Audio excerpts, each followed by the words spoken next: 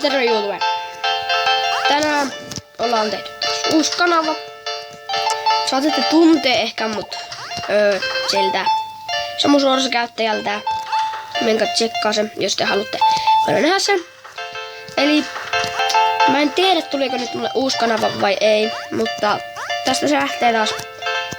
Mä justiinsa äsken ostin tämmösen tubemaan. Niinku Plats. Kirjoitetaan aika oudosti. Ja